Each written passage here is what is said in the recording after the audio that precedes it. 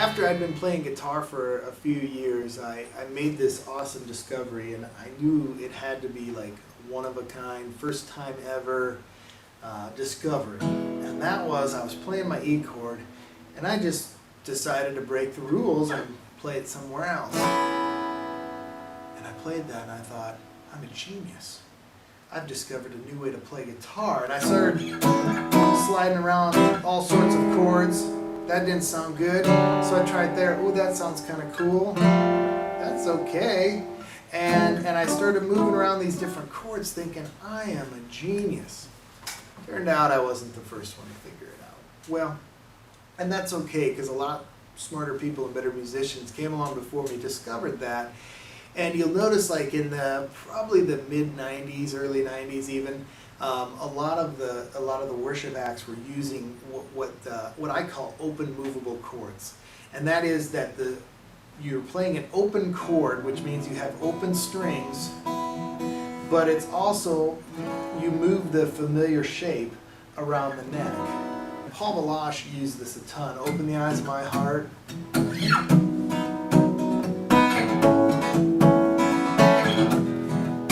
Notice that familiar sound, early Delirious. I could sing of your love forever. I could sing of your love forever. Yeah, that sort of thing. And so you don't hear it as much in the acoustic realm. The style's kind of come and gone, but the technique is still valuable to know, because there are times when these nice open chords sound great, and you can also use them with electric guitar and things like that. Plus it helps you to break out of this first 4 fret area that guitar players are often stuck in. So let's go ahead, we're going to systematically look through as many open chords as we can throw in here, but I want to give you tools for not only knowing what I show you, but understanding how you can experiment and move chords around as well. And then once you do move them up the neck, you can do variations of them to get different sounds and different fingerings of them. So let's start with the E chord. It's the chord we all know, this open E shape, and it's also the chord that's based on our bar chord that we know as well, our 6-string bar chord. You see the E shape here. And a lot of times as I was learning bar chords, I would play my E with these 3 fingers. That way as I slid up, I could see where my first finger was my first finger could land, and I didn't have to switch my fingers completely around as I played bar chords. Well, the same rule applies, or the same idea applies here.